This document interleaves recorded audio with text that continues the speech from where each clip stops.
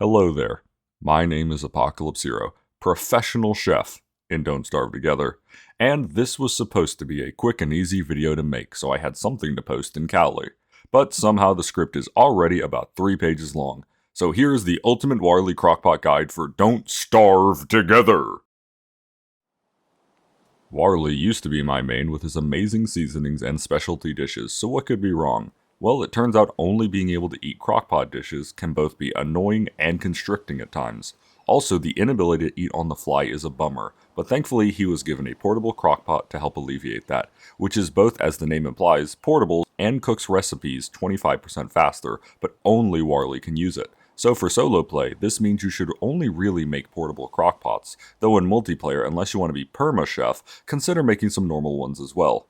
And filler with Warley is a lot more lenient than with other characters, since he can't eat anything not put into a recipe. So bar having teammates or an item being better used than another recipe, the base stats of an item aren't really that important. Note that some recipes require a whole vegetable or a whole meat, but you can substitute that with a kelp or morsel as long as you make one of the fillers another kelp or morsel. Normally, a character consumes 75 calories a day.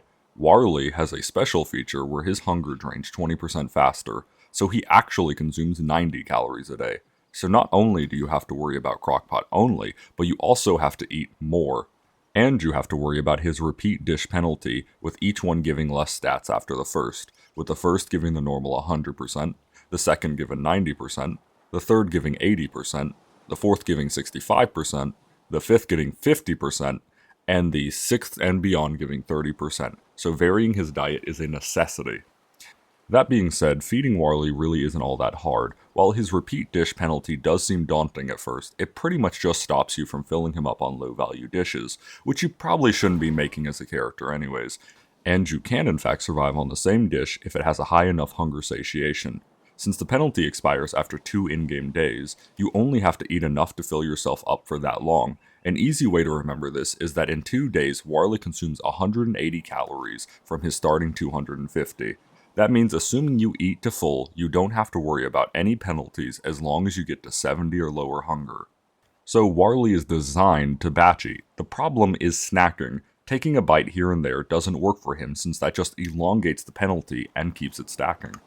Only being able to eat crockpot dishes is even worse when it becomes apparent that some of the best sanity restoration methods of cooked cactus and green caps are unavailable to Warley, meaning that I will actually be putting a few sanity restoration recipes on the list. Not many though, since being insane is still technically optimal, and anyone who wishes to not be, a tam o'shanter is a better long-term solution than crockpot dishes, though spicy vegetable stinger made from toma root ice and 1.5 vegetables is a nice pick-me-up, and soothing tea made from forget-me-lots ice and honey is phenomenal on Warley, since the overtime sanity restoration bypasses his same dish penalty. Though, while the penalty isn't really all that bad for hunger satiation, it's terrible for healing. Once again, for batch healing, it isn't a problem, but when trying to stockpile healing for a boss fight, it can be a nightmare, since you can only effectively eat a dish 4 times before it stops really doing anything, meaning unless you have Ultra Instinct in your back pocket, preparing a variety of dishes is a necessity. Thankfully, to alleviate this, Warley has a slew of seasonings that can be put onto dishes to give a temporary buff to whoever consumes it, or buffing the dish directly.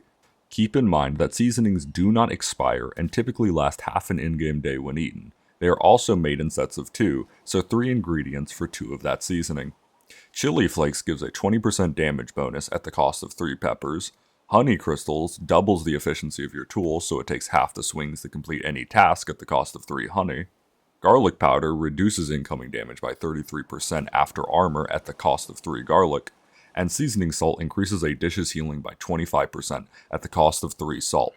Combined Seasoning Salt and Garlic Powder give dishes an effective 86% more healing when damage mitigation is considered. And the bonus damage finishes fights faster so you don't have to heal as much. And farming is extra important to set up on Warley, since 2 of his seasonings, Dragon Pie and arguably his best dish Moqueca, all require crops. Here are a few self-sufficient farm layouts that you only need to water and sing to.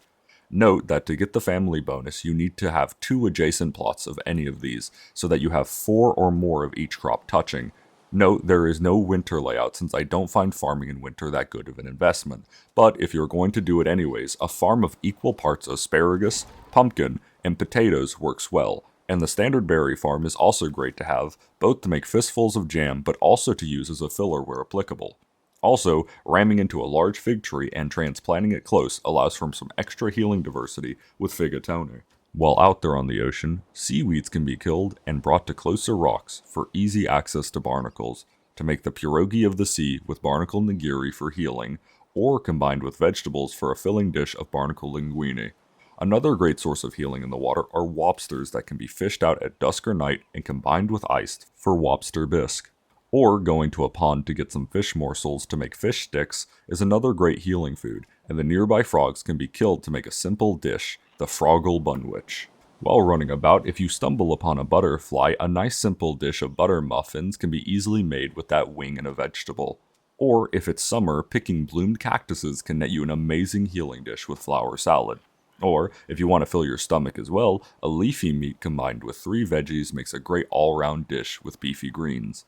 And a few Warley-specific dishes that don't offer much in the way of nutrients are glowberry mousse, which makes them glow for 2 whole days, being made pretty much entirely out of berries, requiring either a glowberry from a depth worm or 2 lesser glowberries to make, as well as the pinnacle of dining, the Volt Goat Schadenfreude.